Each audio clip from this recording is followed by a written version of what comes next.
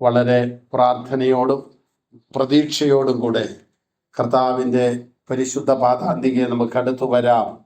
യേശുക്രിസ്തുവിൻ്റെ 3 വിധ ശുശ്രൂഷകൾ എന്ന ഒരു തിരുവചന ഭാഗം നിങ്ങളുമായി പങ്കിടുവാൻ ആഗ്രഹിക്കുന്നു. ദൈവത്തിന് സ്തോത്രം. കർത്താവിനെ വിശുദ്ധ വേദപുസ്തകത്തിൽ വ്യത്യസ്ത നിലകളിൽ ചിന്തിച്ചിട്ടുണ്ട്, ചിത്രീകരിച്ചിട്ടുണ്ട്. ശക്തന്മാരായ അഭിഷിക്തന്മാരായ വേദപണ്ഡിതന്മാർ കർത്താവിനെ വിവിധ വീക്ഷണ കോണുകളിൽ നിന്നുകൊണ്ട് അവൻ്റെ മഹനീയ ശുശ്രൂഷയുടെ തലങ്ങൾ ആത്മാവിൽ വ്യാഖ്യാനിച്ചിട്ടുണ്ട്. നിരവധി കാര്യങ്ങൾ നമുക്ക് കാണുവാൻ കഴിയുന്നുണ്ട്. യേശു രാജാവാണ്, യേശു കുഞ്ഞാടാണ്, യേശു ഗുരുവാണ്, യേശു ദാസനാണ്, യേശു കാര്യസ്ഥനാണ്, യേശു പുരോഹിതനാണ്, യേശു മധ്യസ്ഥനാണ്, രക്ഷാനായകനാണ്. ഇങ്ങനെ നമ്മുടെ പ്രാണനാഥനായ കർത്താവിനെ എത്ര വർണ്ണിച്ചാലും വാക്കുകൾക്ക് അതീതനാണവൻ. ദൈവത്തിന് സ്തോത്രം. പണ്ട് ഒരു ശ്രേഷ്ഠനായ വ്യക്തി ഇങ്ങനെ പറയുവാനിടയായി, ഈ ആകാശത്തെ പേപ്പറായും ഈ ഭൂമിയിലെ സകല മരങ്ങളെ വെട്ടി പേനയാക്കിയച്ച് ഇവിടെയുള്ള കോടിക്കണക്കിന് മനുഷ്യരിരുന്ന് കർത്താവിൻ്റെ മഹത്വത്തെക്കുറിച്ച് എഴുതിയാലും തീരുകയില്ലാത്ത ശക്തനായ ദൈവം. ഇങ്ങനെ എഴുതാൻ ഈ സമുദ്രത്തിലെ സകല മഷിയായി സകല സമുദ്രത്തിലെ വെള്ളവും ഉപയോഗിക്കണം. ഇങ്ങനെ എഴുതിയാലും കർത്താവിൻ്റെ മഹത്വം തീരുകയില്ല. ഒരു മനുഷ്യന്റെ ആയുസ് മുഴുവൻ അവനെ ആരാധിച്ചിട്ടും, ആയുസ് മുഴുവൻ അവന്റെ മഹത്വത്തെ പ്രകീർത്തിച്ചിട്ടും എങ്ങും എത്താതെയാണ് ഓരോ ഭക്തനും ഈ ഭൂമിയിൽ നിന്ന് പോകുന്നത്. എന്ന് പറഞ്ഞാൽ ഈ ഭൂമിയിൽ നിന്ന് പോകുന്ന ഒരു ദൈവഭക്തനും ഈ ഭൂമിയിൽ തൃപ്തിയോടെ ആരാധിച്ചിട്ടല്ല പോകുന്നത്. മതിയായിട്ടില്ല. പിന്നെ അവൻ്റെ ആയുസ്സിന്റെ കണക്ക് കർത്താവ് അവസാനിപ്പിച്ചപ്പോൾ അത് പോയെന്നുള്ളതേ ഉള്ളൂ. പോയി കഴിയുമ്പോൾ ഒരു സന്തോഷമായി. ഇനിയിപ്പം മരണം എന്ന് പറഞ്ഞൊരു അനുഭവത്തിൽ കൂടെ ഇനി പോയിട്ട് ആരാധന നിന്നു പോവുകയല്ലോ. ഇന്ന് വിശ്വാസത്താൽ ആരാധിച്ചത് അന്ന് മുഖം കണ്ട് ആരാധിക്കും. ദൈവത്തിന് സ്തോത്രം. അപ്പോൾ കർത്താവിനെ പല നിലകളിൽ ചിത്രീകരിച്ചിട്ടുണ്ട് പരിശുദ്ധ വേദ പുസ്തകം. പഴയ നിയമത്തിലെ ഓരോ പുസ്തകങ്ങളിലും യേശുക്രിസ്തുവിനെ ഓരോ നിലയിലാണ് ചിത്രീകരിച്ചിരിക്കുന്നത്. ഉൽപ്പത്തി പുസ്തകത്തിൽ സ്ത്രീയുടെ സന്തതിയായും, പുറപ്പാട് പുസ്തകത്തിൽ അറുക്കപ്പെട്ട കുഞ്ഞാടായും,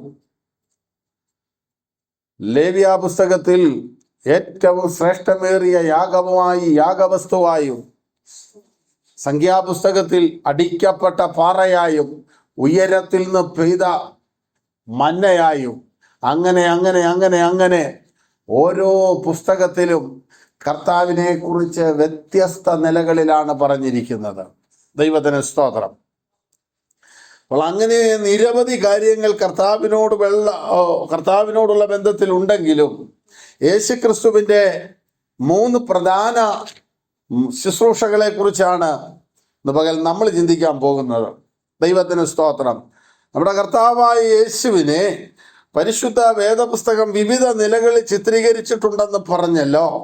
മണവാളൻ, വീണ്ടെടുപ്പുകാരൻ, കുഞ്ഞാട്, രക്ഷകൻ. ഇങ്ങനെ കനാൻ നാട്ടിൽ എത്തുവോളം ദൈവജനത്തിൻ്റെ ഇടയിൽ ദൈവജനത്തിൻ്റെ ആവശ്യങ്ങളിൽ പ്രവർത്തിച്ച നല്ല നാഥന്റെ നിഴലായ ചിത്രം പഴയ നിയമത്തിൽ കാണുവാൻ കഴിയുന്നുണ്ട്. ദൈവത്തിന് സ്തോത്രം. അല്ലെങ്കിൽ നിരവധി അലങ്കാര പ്രയോഗങ്ങൾ യേശുവിന് നൽകിയിരിക്കുന്നതായി നമുക്ക് കാണുവാൻ കഴിയും. അതിൽ അതിപ്രധാനമായ 3 പേരുകൾ അല്ലെങ്കിൽ 3 പദവികൾ, 3 ശുശ്രൂഷകൾ ചുവടെ പ്രസ്താവിക്കുകയാണ്. അതിൽ ഒന്നാമത്തേതാണ് മധ്യസ്ഥൻ. ദൈവത്തിന് സ്തോത്രം. രണ്ടാമത്തേതാണ് കാര്യസ്ഥൻ. മൂന്നാമത്തേതാണ് പുരോഹിതൻ. ഈ മൂന്ന് പേർക്കും മൂന്ന് ശുശ്രൂഷയാണ് ഉള്ളത്. ഒന്ന്, മധ്യസ്ഥൻ നിരപ്പിക്കുന്നു, കാര്യസ്ഥൻ യഥാസ്ഥാനപ്പെടുത്തുന്നു, പുരോഹിതൻ നിലനിർത്തുന്നു. ഒന്നുകൂടെ പറയാം. മധ്യസ്ഥൻ നിരപ്പിക്കുന്നു, കാര്യസ്ഥൻ യഥാസ്ഥാനപ്പെടുത്തുന്നു, പുരോഹിതൻ നിലനിർത്തുന്നു. ഈ മൂന്ന് പദവികൾ ദൈവ പൈതലിനോട് ബന്ധപ്പെട്ട് ഏറ്റവും മഹത്വകരമായ ശുശ്രൂഷകളാണെന്ന് കാണാം. നമുക്ക് തുടർന്ന് ഈ പദവികളെ കുറിച്ചൊന്ന് വിശദീകരിക്കാമല്ലോ. അതിലൊന്ന് മധ്യസ്ഥൻ. മധ്യസ്ഥന്റെ ശുശ്രൂഷ നിരപ്പിക്കുക എന്നുള്ളതാണ്. തിരുവചന വേദഭാഗം നമുക്ക് വായിക്കാം. 1 തിമോത്തിയോസ് 2-ാം അധ്യായം അതിന്റെ 5-6 വാക്യങ്ങൾ. ദൈവം ഒരുവനല്ലോ, ദൈവത്തിനും മനുഷ്യർക്കും മധ്യസ്ഥനും ഒരുവൻ. അപ്പോൾ അതാരാണെന്ന് അവിടെ എടുത്തു പറയുന്നു. എല്ലാവർക്കും വേണ്ടി മറുവിലയായി കൊടുത്ത യേശു ക്രിസ്തു തന്നെ. ദൈവത്തിന് സ്തോത്രം. അപ്പോൾ മനുഷ്യനായി തീർന്ന ക്രിസ്തുയേശു മധ്യസ്ഥനായി വന്നു. എന്തിന്? നിരപ്പിക്കാൻ. അപ്പോൾ യേശു ക്രിസ്തു മധ്യസ്ഥനാണ്. നമ്മളൊക്കെ മധ്യസ്ഥ പ്രാർത്ഥന നടത്തുന്നവരാ. സമുദായങ്ങളിൽ അനേക വിശുദ്ധന്മാരെ മധ്യസ്ഥന്മാരായി വെച്ചിട്ടുണ്ട്. ആരായി മധ്യസ്ഥൻ? നമ്മുടെ ഇവിടെയുള്ള സമുദായത്തിലെ പള്ളികൾ, ഉദാഹരണത്തിന് റോമൻ കത്തോലിക്ക ചർച്ചുകൾക്ക് ഓരോ പേരാ. Saint Mary's, saint Philomena's, saint Sebastian, saint Antony's, ഇങ്ങനെ പറയുമ്പോൾ ആ പ്രദേശത്തെ തിരുസഭയുടെ മധ്യസ്ഥനാണ് ആ വിശുദ്ധൻ. അവരുടെ പേരിലാണത് അറിയപ്പെടുന്നത്. ആ വിഷയങ്ങൾക്ക്, ആ ഇടവകയിലെ ആളുകൾക്ക് ആ മധ്യസ്ഥന്റെ മധ്യസ്ഥത അണയ്ക്കുവാൻ കഴിയും. യേശു ക്രിസ്തുവിന്റെ മാതാവായ മറിയയെ മധ്യസ്ഥയായി കാണുന്നുണ്ട്. തിരുസഭയുടെ മധ്യസ്ഥ എന്നാണ് അന്ന് പറയുന്നത്. കാനാവിലെ കല്യാണത്തിന് കർത്താവ് പ്രവർത്തിച്ചത് മറിയയുടെ റെക്കമെൻഡിലാണെന്നുള്ള വിചാരത്തിലാണ്. അങ്ങനെ നേരെ പിതാവിന്റെ അടുക്കലേക്ക് ചെല്ലുവാൻ പ്രയാസമുള്ള ഒരു മകൻ, ബുദ്ധിമുട്ടുള്ള മകൻ നേരെ അമ്മയുടെ അടുക്കൽ ചെന്ന് അമ്മ അപ്പന്റെ അടുക്കലുള്ള സ്വാധീനത്തെ വെച്ചുകൊണ്ട് കാര്യങ്ങൾ സാധിപ്പിച്ചു മകന് കൊടുക്കുന്നത് പോലെ അമ്മയുടെ മാധ്യസ്ഥതയിൽ അപ്പൻ വല്ലതുമൊക്കെ ചെയ്യും എന്നുള്ള പ്രതീക്ഷയാണ്. പ്രിയരെ, നമ്മുടെ അപ്പനോട് നേരിട്ട് എന്നൊരു കാര്യം പറയാൻ മേലെങ്കിൽ ഞാനും എൻ്റെ അപ്പനുമായിട്ട് എന്തോ പ്രയാസം ഉണ്ടെന്നുള്ളതാ. അതാ പരിഹരിക്കപ്പെടേണ്ടത്. കർത്താവിന്റെ വചനം പറയുന്ന തക്ക സമയത്ത് കൃപാസനത്തോട് അടുത്തു ചെല്ലാൻ. എങ്ങനെ? ധൈര്യത്തോടെ തക്ക സമയത്ത് സഹായത്തിനുള്ള വരം പ്രാപിക്കുവാൻ കർത്താവിന്റെ സന്നിധിയോട് അടുത്ത് ചെല്ലാനാ പറയുന്നത്. നമ്മൾ അകന്നു നിൽക്കുകയാ. മധ്യസ്ഥൻ എന്ന പദം പൊതുലോകത്തിൽ അതിൻ്റെ ഉപയോഗം വിരളമാണെങ്കിലും വിശുദ്ധ തിരുവെഴുത്തിൽ വളരെ പ്രാധാന്യമർഹിക്കുന്ന ഒരു പേരാണ് മധ്യസ്ഥൻ എന്നുള്ളത്. മധ്യസ്ഥൻ എന്ന പദത്തിൻ്റെ ഏറ്റവും ലളിതമായ അർത്ഥമെന്ന് പറയുന്നത് രണ്ട് വ്യക്തികൾ തമ്മിൽ നിലവിലുണ്ടായിരുന്ന ഒരു നല്ല ബന്ധം നഷ്ടപ്പെടുകയും ആ ബന്ധം അവർക്ക് പുനഃസ്ഥാപിക്കുവാൻ കഴിയാത്ത വിധം അകലങ്ങൾ അതിനിടയിൽ വരികയും അങ്ങനെ തമ്മിൽ അതിനെ പരിഹരിപ്പാൻ കഴിയാത്ത ഒരു വിശേഷം വരുമ്പോൾ അവർ ഇരുവർക്ക് നടുവിൽ മധ്യവർത്തിയായി നിന്നുകൊണ്ട് ആരുടെയും പക്ഷം പിടിക്കാതെ നടുവിൽ നിന്നുകൊണ്ട് അവരെ തമ്മിൽ നിരപ്പിക്കുന്ന ഒന്നാക്കുന്ന വ്യക്തിയാണ് മധ്യസ്ഥൻ എന്നുള്ള പദം കൊണ്ട് ഉദ്ദേശിക്കുന്നത്. മധ്യസ്ഥന്റെ വേറൊരു വേർഷൻ നമ്മുടെയൊക്കെ ഇടയിലുണ്ട്. നമുക്കൊരു സ്ഥലം വാങ്ങണം. ആ സ്ഥലം വാങ്ങണമെങ്കിൽ അത് കൈകാര്യം ചെയ്യുന്ന ചില ബ്രോക്കർമാരുണ്ട്. അവർ നമ്മളോട് ചോദിക്കും, എത്ര വരെ മുടക്കാൻ പറ്റും? എന്നിട്ട് നമ്മൾ വാങ്ങാൻ ആഗ്രഹിക്കുന്ന വസ്തുവോ ബിൽഡിങ്ങോ വീടോ എന്തായിരുന്നാലും അവിടെ ചെന്ന് വെച്ചാൽ അവരോട് ചോദിക്കും, എത്ര രൂപയ്ക്കാണ് നിങ്ങളിത് കൊടുക്കും? ഇപ്പുറത്ത് ചോദിച്ചിരിക്കുന്നത് എന്നാ കയ്യിലുണ്ടെന്നാ, അപ്പുറത്ത് എത്രയുണ്ടെങ്കിൽ എത്ര തന്നാൽ അത് തരും എന്നാ. കുറയ്ക്കുവോ കൂട്ടുവോ ഇങ്ങനെയൊക്കെ പറയും.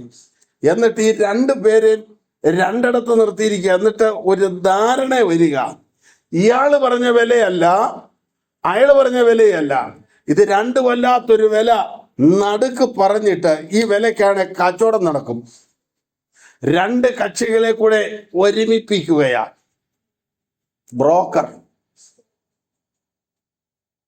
രമ്യത വരുത്തുന്നു എന്ന് പറഞ്ഞാൽ വിശുദ്ധ വേദപുസ്തകത്തിൽ എന്റെ ലളിതമായ വ്യാഖ്യാനം പറഞ്ഞല്ലോ, രണ്ടു പേർ തമ്മിൽ വളരെ നല്ല ബന്ധത്തിലിരുന്നിട്ട് അവർ തമ്മിൽ അകലുകയും അവരുടെ പരിശ്രമങ്ങൾ കൊണ്ട് അടുക്കാൻ ശ്രമിക്കുമ്പോൾ രണ്ടു കൂട്ടരും ന്യായമാ പറയുന്നേ. വിട്ടുവീഴ്ചക്കാരും തയ്യാറാകുന്നില്ല. രണ്ടുപേരും ന്യായം പറഞ്ഞാൽ ഒക്കെയല്ലോ. അങ്ങനെ വന്നപ്പോൾ ഈ രണ്ടു പേരുടെയും കൂടെ നടുവിൽ നിന്നുകൊണ്ട് അവരെ ഒരുമിപ്പിക്കുകയാണ്. ദൈവവും മനുഷ്യനും തമ്മിൽ ഒരുമിച്ചിരുന്നു, ആത്മീയ സന്തോഷം അനുഭവിച്ചു. വെയിലാറുമ്പം മനുഷ്യൻ ദൈവത്തിന്റെ സന്നിധിയിലേക്ക് ചെല്ലുകയല്ല, ദൈവം മനുഷ്യന്റെ അടുത്തോട്ട് ഇറങ്ങി വരികയാണ്. നിങ്ങളൊന്ന് ഓർത്ത് നോക്ക്. അപ്പോൾ കൂട്ടായ്മ ആഗ്രഹിക്കുന്നത് മനുഷ്യനേക്കാൾ ദൈവമാണെന്ന് നമ്മൾ ചിന്തിക്കേണ്ട കാര്യമാ. പുതിയ നിയമത്തിലേക്ക് വരുമ്പോഴും അത് തന്നെയാ പറയുന്നത്, ഒരു വ്യത്യാസമില്ല. നിങ്ങൾ 2 or 3 പേർ എൻ്റെ നാമത്തിൽ കൂടി വരുന്നിടത്തൊക്കെയും അവരുടെ നടുവിൽ ഞാൻ ഉണ്ട്. വരാമെന്നല്ല, ഉണ്ടല്ലോ എന്ന് പറഞ്ഞാൽ ഇപ്പോഴും മനുഷ്യനോടുള്ള ബന്ധത്തിൽ കൂട്ടായ്മയിലേക്ക് അടുത്തു വരുവാൻ ആഗ്രഹിക്കുന്നത് ദൈവമാണ്. മനുഷ്യനെ ദൈവത്തിലേക്ക് അടുപ്പിക്കുവാൻ ആദ്യ ചുവട് വെച്ചത് മനുഷ്യനല്ല, ദൈവമാ. മനുഷ്യൻ ദൈവത്തിൽ നകന്നപ്പോൾ പിടിച്ചു നിൽക്കാനുള്ള ന്യായീകരണമാണ് മനുഷ്യൻ ആദ്യം അന്വേഷിച്ചത്. എന്ത്? തേജസ് നഷ്ടപ്പെട്ടപ്പോൾ, നഷ്ടപ്പെട്ട തേജസ് അവന്റെ നഗ്നത വെളിവാക്കിയപ്പോൾ അവൻ അത് മറയ്ക്കാനുള്ള മാനുഷിക പരിശ്രമം നടത്തുകയാണ്. കർത്താവ് വെയിലാറിയപ്പോഴാ വന്നേ. വീതിയുള്ള അത്തിയിലയൊക്കെ വെയില് മൂത്തപ്പോൾ ഇതങ്ങോട്ട് ഉണങ്ങി ചുരുണ്ടു. അപ്പൊ മനുഷ്യന്റെ പ്രയത്നമൊക്കെ ഇത്രയേ ഉള്ളെന്ന്. സന്ധ്യയായപ്പോൾ കർത്താവ് വന്നപ്പോൾ നിൽക്കാൻ മേലാതെ ഒളിച്ചു. ചോദിക്കുമ്പോൾ ന്യായീകരണമാണ്, നീ എന്നോട് കൂടി ഇരിപ്പാൻ തന്ന സ്ത്രീ. അപ്പോൾ ദൈവത്തെങ്കിൽ നിന്ന് അകന്ന മനുഷ്യന് മടങ്ങി വരുവാൻ കഴിയാതിരിക്കുമ്പോൾ അവരുടെ നടുവിലേക്ക് കർത്താവായ യേശു ക്രിസ്തു വന്നു. അവൻ നമ്മുടെ സമാധാനം, അവൻ ഇരുപക്ഷത്തെയും ഒന്നാക്കി. 1 കൊരിന്ത്യ ലേഖനം 1:9 തന്റെ പുത്രനും നമ്മുടെ രക്ഷിതാവുമായ കർത്താവായ യേശു ക്രിസ്തുവിന്റെ കൂട്ടായ്മയിലേക്ക് നിങ്ങളെ വിളിച്ച ദൈവം വിശ്വസ്തൻ. നമ്മളെ കർത്താവിന്റെ കൂട്ടായ്മയിലേക്ക് വിളിച്ചു കൊണ്ടുവന്നാക്കുന്നത് ദൈവമാണ്. ദൈവം ഏദൻ തോട്ടത്തിന് പുറത്തു മനുഷ്യനെ സൃഷ്ടിച്ചിട്ട് അകത്ത് കൊണ്ടുവന്നാക്കി. പുറത്തുള്ള മനുഷ്യനെ അകത്താക്കുമ്പോൾ അകത്ത് നിൽക്കേണ്ട മനുഷ്യൻ തോട്ടത്തിന് പുറത്തു പോകേണ്ടി വന്നു. അല്പം കൂടെ ആഴമായി പറഞ്ഞാൽ, അകത്ത് കൊണ്ടുവന്നാക്കിയവൻ തന്നെ പിടിച്ചു പുറത്താക്കേണ്ട സാഹചര്യം വന്നു. ദൈവത്തിന് സ്തോത്രം. എന്ന് പറഞ്ഞാൽ, തേജസ്സിൽ നിൽക്കുന്നവർക്കേ അകത്ത് നിൽക്കുവാൻ കഴിയൂ, കൃപയിൽ നിൽക്കുന്നവർക്കേ അകത്ത് നിൽക്കുവാൻ കഴിയൂ, ആത്മസാന്നിധ്യമുള്ളവർക്കേ അകത്ത് നിൽക്കുവാൻ കഴിയൂ. അത് നഷ്ടപ്പെട്ടപ്പോൾ കർത്താവ് തന്നെ അവരെ പുറത്താക്കി കളഞ്ഞു. ദൈവത്തിന് സ്തോത്രം. ദൈവം ഈ ഭൂമിയിലാക്കുന്ന അധികാരങ്ങളിൽ നിലനിൽക്കണമെങ്കിൽ അതിന് ചില യോഗ്യതകളുണ്ട്. പുരോഹിതന്മാർ ഉസിയാവിനെ നോക്കിയപ്പോൾ അവന്റെ നെറ്റിയിൽ കുഷ്ഠം പൊങ്ങിയത് കണ്ടു. ഉടനെ അവരവനെ പിടിച്ച് പുറത്താക്കി. പുറത്ത് കൂടാരത്തിൽ പാർത്തു. കൊട്ടാരത്തിന്റെ മഹത്വത്തിൽ നിന്ന് കുടിലിലേക്ക്, കൂടാരത്തിലേക്ക് രാജാവ് മാറേണ്ട സാഹചര്യം വന്നു. അപ്പോൾ പാപത്താൽ അകന്നുപോയ മനുഷ്യനെ, പാപത്താൽ ദൈവത്തിങ്കൽ നകന്നുപോയ മനുഷ്യനെ, പാപത്താൽ വാഗ്ദത്തങ്ങൾക്ക് അന്യരായി പോയ മനുഷ്യനെ, പാപത്താൽ മരണത്തിന് അധീനനായി പോയ മനുഷ്യനെ, പാപം കൊണ്ട് തേജസ് നഷ്ടപ്പെട്ട മനുഷ്യനെ, പാപത്താൽ ദൈവശബ്ദം കേൾക്കുവാൻ കഴിയാതെ ദൂരേക്ക് പോയ മനുഷ്യനെ തേടി മധ്യസ്ഥനായി കർത്താവ് വന്ന കാര്യമാണ്. അപ്പോസ്തലനായ പൗലോസ് തിമോത്തിയോസിന്റെ ലേഖനത്തിലൂടെ പറയുന്നു, ദൈവം ഒരുവനല്ലോ, ദൈവത്തിനും മനുഷ്യർക്കും മധ്യസ്ഥൻ ഒരുവൻ. നമ്മൾ മനസ്സിലാക്കണം, ഓരോന്നിനും ഓരോന്നല്ല. ദൈവത്തിന് സ്തോത്രം. ഓരോന്നിനും ഓരോ രീതിയല്ല, എല്ലാത്തിനും ഒരുത്തനേ ഉള്ളു പരിഹാരകൻ. ദൈവം ഒന്ന്. തിരുവചനം നാം പഠിക്കുമ്പോൾ വീണ്ടും കാണുന്നു, ആത്മാവൊന്ന്, വിശ്വാസമൊന്ന്, സ്നാനമൊന്ന്, എല്ലാവരും ഒന്ന്, എല്ലാവരിലും വ്യാപരിക്കുന്നവനും ഒരുവൻ. ദൈവത്തിന് സ്തോത്രം. അപ്പോൾ ദൈവം ഒരുവനല്ലോ, ദൈവത്തിനും മനുഷ്യർക്കും മധ്യസ്ഥനും ഒരുവൻ തന്നെ. എല്ലാവർക്കും വേണ്ടി മറുവിലയായി കൊടുപ്പാൻ തന്നെത്താൻ, നിർബന്ധത്താലല്ല, വേറെ മാർഗമില്ലാഞ്ഞിട്ടല്ല, ഗതി കെട്ടിട്ടുമല്ല, തന്നെത്താൻ ഏൽപ്പിച്ചു കൊടുത്തു. എവിടെ ഏൽപ്പിച്ചു? ഗത്സമന തോട്ടത്തിൽ. കർത്താവേ, എന്റെ ഇഷ്ടമല്ല നിന്റെ ഇഷ്ടം നിറവേറണമെന്ന് പറഞ്ഞ് ദൈവേഷ്ടത്തിനായി തന്നെത്താൻ ഏൽപ്പിച്ചു കൊടുത്തു. എഫേസ്യ ലേഖനം കഴിഞ്ഞ് ഫിലിപ്പ് ലേഖനത്തിലോട്ട് വരുമ്പോൾ നാം കാണുന്നത്, തന്നെത്താൻ താഴ്ത്തി. എവിടെ വരെ? മരണത്തോളം, ക്രൂശിലെ മരണത്തോളം തന്നെ അനുസരണമുള്ളവനായി ഏൽപ്പിച്ചു കൊടുത്ത മധ്യസ്ഥൻ, അനുസരണമുള്ള മധ്യസ്ഥൻ. ദൈവത്തിന് സ്തോത്രം. മറുവിലയായി തീർന്ന മധ്യസ്ഥൻ.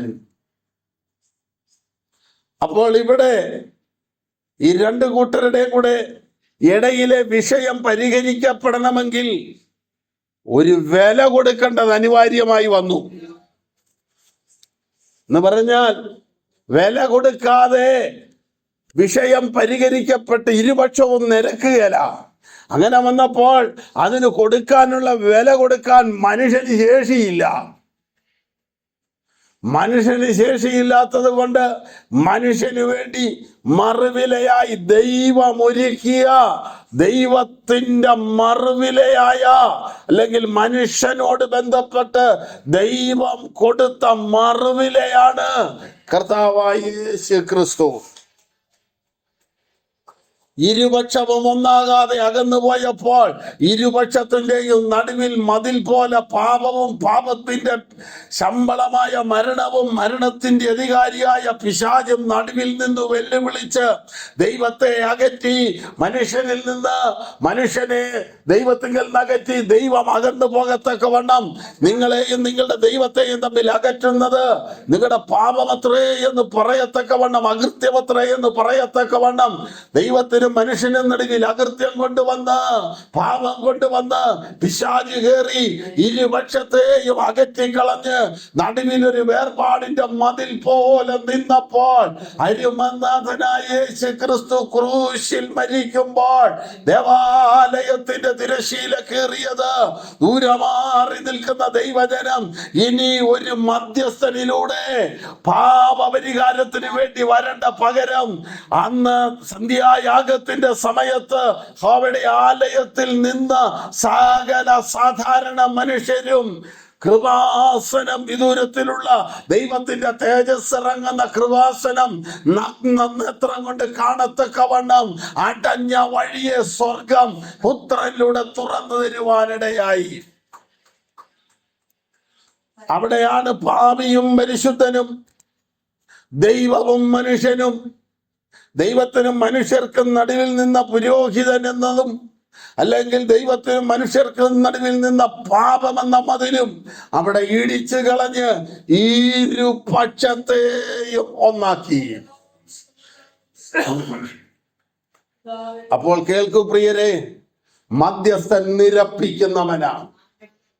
യേശുവിന്റെ രക്തം നമ്മുടെ സകല പാപവും പോക്കി നമ്മെ വിശുദ്ധീകരിക്കുന്നു, നമ്മെ നിരപ്പിക്കുന്നു. അതുകൊണ്ടാണ് പ്രാർത്ഥിക്കുമ്പോൾ, പ്രാർത്ഥനയ്ക്കായി ഒരുങ്ങുമ്പോൾ, മനസ്സിനെ പാകപ്പെടുത്തുമ്പോൾ നിന്റെ പരിശുദ്ധ രക്തത്താൽ എന്നെ കഴുകണമേ എന്ന് ആദ്യമേ പറയുന്നതിന്റെ കാരണം, എൻ്റെ പാപം ദൈവം എൻ്റെ പ്രാർത്ഥന കേൾക്കാൻ തടസ്സമാകരുത്. എൻ്റെ സംസാരത്തിലും എൻ്റെ ചിന്തയിലും എൻ്റെ നോട്ടത്തിലും എന്റെ നിരൂപണത്തിലും വന്നതൊന്നും ശത്രു അവകാശം പറഞ്ഞ് എന്റെ പ്രാർത്ഥന സ്വർഗത്തിലെത്താൻ ഇടയാകാതിരിക്കേണ്ടതിന്, അതിന് എല്ലാ തന്ത്രങ്ങളും ശത്രു മെനയുമ്പോൾ അതിന്റെ നടുവിൽ ദൈവ പൈതൽ പറയുകയാണ്, നിന്റെ രക്തത്താൽ എന്നെ കഴുകണം എന്ന് പറഞ്ഞാൽ എന്നെ രമ്യതപ്പെടുത്തണമേ, എന്നെ നിരപ്പിക്കണമേ. മധ്യസ്ഥൻ നിരപ്പിക്കും. ദൈവത്തിന് സ്തോത്രം. മനുഷ്യനോടുള്ള ബന്ധത്തിൽ മധ്യസ്ഥന്റെ ആവശ്യം എന്താണ്? ഞാനത് പറഞ്ഞു. ദൈവവും മനുഷ്യനും തമ്മിലുള്ള ബന്ധത്തിന്റെ ഇടയിൽ വിള്ളൽ വന്നതുകൊണ്ടാണ്, മനുഷ്യൻ ദൈവത്തിങ്കിൽ നിന്നും അകന്നുപോയതുകൊണ്ട് മനുഷ്യനെ ദൈവത്തിലേക്ക് അടുപ്പിക്കേണ്ടതിന്, ദൈവവുമായി മനുഷ്യനെ നിരപ്പിക്കേണ്ടതിന് ഒരു മധ്യസ്ഥൻ അനിവാര്യമായി വന്നു. ദൈവത്തോട് മനുഷ്യനെ രമ്യതപ്പെടുത്തേണ്ടതിന് മനുഷ്യരുടെ ഇടയിൽ ഒരുവൻ ഇല്ലാതെ വന്നപ്പോൾ സ്നേഹസമ്പന്നനായ ദൈവം തന്നെയാണ് ഈ മധ്യസ്ഥതയ്ക്ക് മുൻകൈയെടുക്കുന്നത്. എങ്ങനെയെന്നാൽ, പാപത്താൽ അകന്നുപോയ മനുഷ്യവർഗത്തെ ദൈവസന്നിധിയിലേക്ക് തിരികെ കൊണ്ടുവരുവാൻ മനുഷ്യരുടെ ഇടയിൽ പ്രാപ്തനായ ഒരുവൻ ഇല്ല എന്ന് കണ്ട ദൈവം തൻ്റെ പുത്രനെ, അല്ല താൻ തന്നെ മനുഷ്യർക്ക് വേണ്ടി മനുഷ്യനായി തീർന്ന് മധ്യസ്ഥനായി മാറുകയായിരുന്നു. അതാണ് 1 തിമോത്തിയോസ് 2:5-6 കാണുന്നത്. വേദഭാഗത്ത് മറുവില എന്നൊരു പദം നാം കാണുന്നു. മനുഷ്യൻ മടങ്ങി വരണമെങ്കിൽ ദൈവനീതിയുടെ മുമ്പിൽ വില കൊടുക്കേണ്ടതായിട്ടുണ്ട്. അതിനുള്ള വില നൽകുവാൻ മനുഷ്യന് പ്രാപ്തിയില്ലാതിരിക്കെ സർവശക്തനായ ദൈവം തന്റെ പുത്രനെ ക്രൂശു മരണത്തിന് ഏൽപ്പിച്ചിട്ട് കർത്താവായ യേശു ക്രിസ്തുവിന്റെ വിലയേറിയ രക്തത്താൽ മനുഷ്യരെ ദൈവത്തോട് നിരപ്പിച്ചു. എഫേസ്യ ലേഖനം 2:14 മുതൽ 19 വരെയുള്ള വേദഭാഗത്തിൽ നാം അത് കാണുന്നു. മനുഷ്യനോടുള്ള ദൈവത്തിന്റെ ശത്രുത്വം നീക്കിയത് യേശുവിന്റെ ക്രൂശാണ്. അവൻ പാപിയായ മനുഷ്യനെയും പരിശുദ്ധനായ ദൈവത്തെയും തന്റെ മരണം കൊണ്ട് നമ്മിൽ നിരപ്പിച്ചു. ദൈവത്തിന്റെ ജനമായ ഇസ്രായേൽ, അവർ ദൈവത്തെയും ദൈവവചനത്തെയും മത്സരിച്ച് ദൈവത്തിൽ നകന്ന വേളകളിലെല്ലാം ദൈവത്തിന്റെ ന്യായവിധിയിൽ അവർ അകപ്പെട്ടിട്ടുണ്ട്.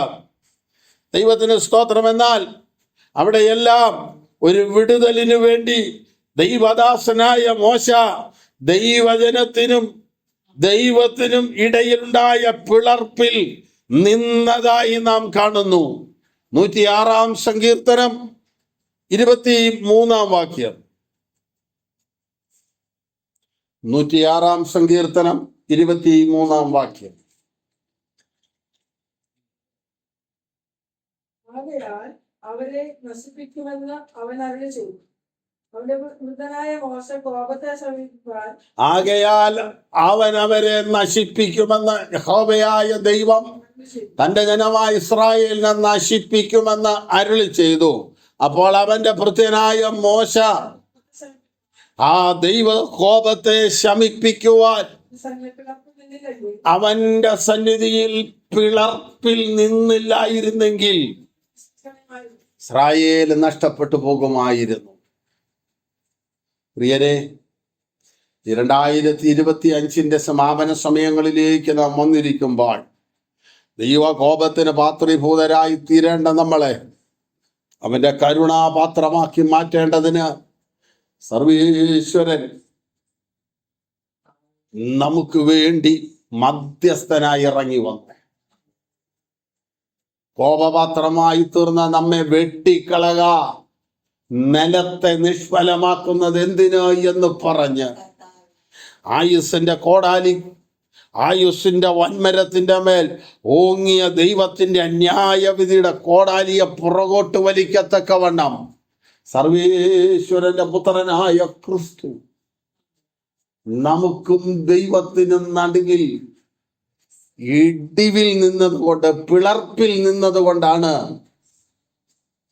കാര്യങ്ങൾ രമ്യതയിൽ കലാശിച്ചത്. ദൈവത്തിന് സ്തോത്രം. മനുഷ്യരോടുള്ള ബന്ധത്തിൽ ദൈവത്തിന്റെ ശത്രുത്വം നീക്കിയത് കുരിശാണ്. ദൈവത്തിന്റെ ജനമായ ഇസ്രായേല് തെറ്റിയപ്പോൾ അവർക്ക് വേണ്ടി മോശ ഇടിവിൽ നിന്നു. ദൈവത്തിന് സ്തോത്രം. 106 സങ്കീർത്തനം 23 നാം അത് വായിച്ചല്ലോ. യെഹെസ്കേൽ പ്രവാചകന്റെ പുസ്തകം 13:5 നാം അത് കാണുന്നുണ്ട്. ഉയർന്നു പൊങ്ങിയ ദൈവകോപത്തെ ശമിപ്പിക്കുവാൻ മോശ ഇടിവിൽ നിന്നു. ഇന്നും ദൈവജനത്തിനു വേണ്ടി ഇടിവിൽ നിൽക്കാൻ അഭിഷേകമുള്ള പുരുഷന്മാരെ ആത്മാവ് അന്വേഷിച്ചു കൊണ്ടിരിക്കുകയാണ്. മാത്രമല്ല, അഭിഷേകമുള്ള അല്ലെങ്കിൽ ദൈവത്തിന്റെ കോപത്തെ ശമിപ്പിക്കുവാൻ കഴിയുന്ന ആത്മസാന്നിധ്യമുള്ള മോശമാരെ ദൈവം അന്വേഷിക്കുന്നു. അത് മാത്രമല്ല, ഇന്നലകളിലുണ്ടായിരുന്ന ദൈവിക അനുഗ്രഹങ്ങളെയും പ്രാർത്ഥനാ ജീവിതങ്ങളെയും ശത്രു ഇടിച്ചു കളഞ്ഞെങ്കിൽ അതിനെ പണിതുയർത്തി ഉദ്ധരിക്കുവാൻ കഴിയുന്ന നെഹമ്യാവുമാരെയും ദൈവസഭയ്ക്കകത്ത് അന്വേഷിക്കുകയാണ്. Praise the Lord. ഇതിൽ രണ്ടാമത്തേതാണ് കാര്യസ്ഥൻ. കാര്യസ്ഥൻ ആരാണ്? കാര്യസ്ഥൻ നിരപ്പിക്കുന്നു. കാര്യസ്ഥൻ യഥാസ്ഥാനത്താക്കുന്നു. നിരപ്പിക്കുന്നത് മധ്യസ്ഥനാണ്. അപ്പോൾ കാര്യസ്ഥൻ യഥാസ്ഥാനത്താക്കുന്നു. ദൈവത്തിന് സ്തോത്രം. കർത്താവിന്റെ ആത്മാവിനെ കാര്യസ്ഥൻ എന്ന് പറയുന്നുണ്ട്. യേശുക്രിസ്തുവിനെയും കാര്യസ്ഥൻ എന്ന് പറയുന്നുണ്ട്. 2 വാക്യങ്ങൾ നമുക്ക് നോക്കാം. യോഹന്നാന്റെ സുവിശേഷം 14:16 വാക്യം. എന്നാൽ ഞാൻ പിതാവിനോട് ചോദിക്കും. യേശു പറയുന്നു, അവൻ സത്യത്തിന്റെ ആത്മാവെന്ന മറ്റൊരു കാര്യസ്ഥൻ എന്ന് പറയുമ്പോൾ ഇവിടെ ഒരു കാര്യസ്ഥൻ ഉണ്ടെന്നല്ലേ? നിങ്ങൾ ആ വാക്യം ശ്രദ്ധിച്ചോ? വേറൊരു കാര്യസ്ഥൻ. അപ്പൊ ഒരെണ്ണം ഉണ്ട്, അത് കൂടാതെ വേറൊന്നുകൂടെ. അതുകൊണ്ടാണ് കാര്യസ്ഥൻ 2 ഉണ്ട്. 1 യോഹന്നാൻ 2:1 നോക്കാം. കുഞ്ഞുങ്ങളെ, നിങ്ങൾ പാപം ചെയ്യാതിരിപ്പാൻ ഞാനിത് നിങ്ങളോട് പ്രസ്താവിക്കുന്നു.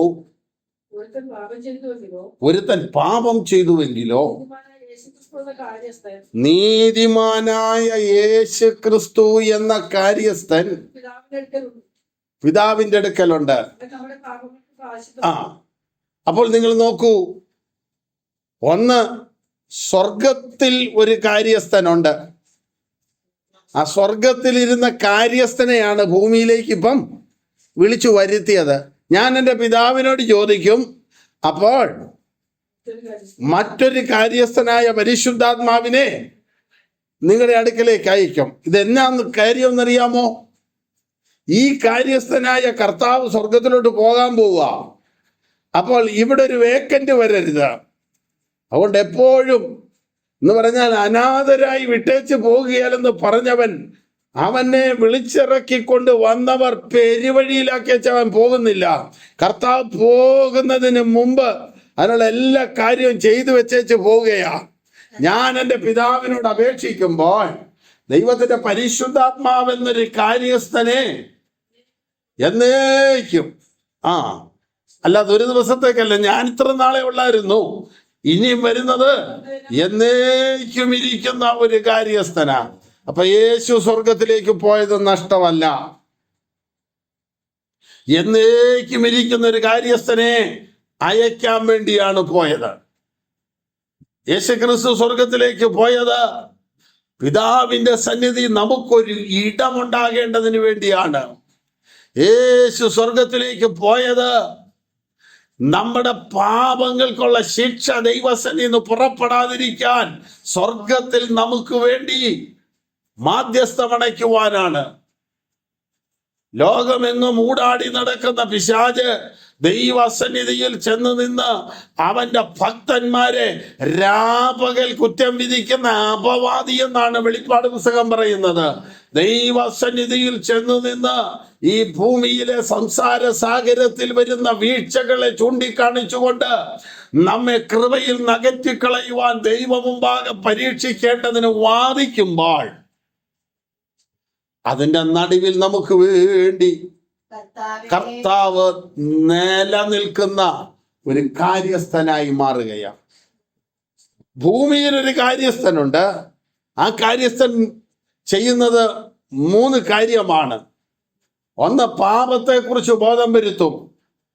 നീതി ചെയ്യാനുള്ള ബോധ്യം വരുത്തും. ന്യായവിധിയെക്കുറിച്ച് ബോധം വരുത്തും.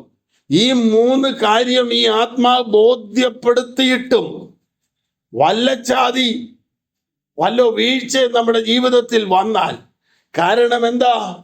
നാം പൊടിയെന്നവനറിയാം, നാം ബലഹീനരെന്നറിയാം. കാരണം എന്തെന്ന് ചോദിച്ചാൽ, വീണ്ടെടുപ്പ് പ്രാപിക്കാത്തൊരു ശരീരത്തിലാണ് വീണ്ടെടുക്കപ്പെട്ട ആത്മാവ് വസിക്കുന്നത്. എന്നോട് പറയാം, വീണ്ടെടുപ്പ് പ്രാപിച്ച ആത്മാവ് വസിക്കുന്ന ശരീരത്തിന്റെ വീണ്ടെടുപ്പ് ഇതുവരെ നടന്നിട്ടില്ല. അതുകൊണ്ട് ഈ ശരീരത്തിന് എപ്പോഴും ആസക്തിയും അനുരാഗവും ആഗ്രഹവും ഈ ലോകത്തോടാണ്, ഈ മണ്ണിനോടാണ്. മനുഷ്യനെ മണ്ണ് കൊണ്ടുണ്ടാക്കി, മണ്ണിലുണ്ടാകുന്ന ആഹാരം കൊണ്ട് അവൻ പരിപോഷിക്കപ്പെടുന്നു, മരണശേഷം മണ്ണിലേക്ക് പോകുന്നു. ഈ ശരീരത്തിലുള്ള 5 ഇന്ദ്രിയങ്ങൾ കൊണ്ട് ലോകത്തെ അറിയുന്നു എന്ന് പറഞ്ഞാൽ ശരീരം കൊണ്ട് ലോകത്തെ അറിയുന്നു. വീണ്ടെടുപ്പ് പ്രാപിച്ച ഒരാത്മാവ് അകത്തുണ്ട്. ആത്മാവിന് ഇവിടുത്തെ കപ്പയും കാച്ചിലും അല്ല വേണ്ടത്, ദൈവവചനത്താൽ പരിപോഷിക്കപ്പെടുന്നു.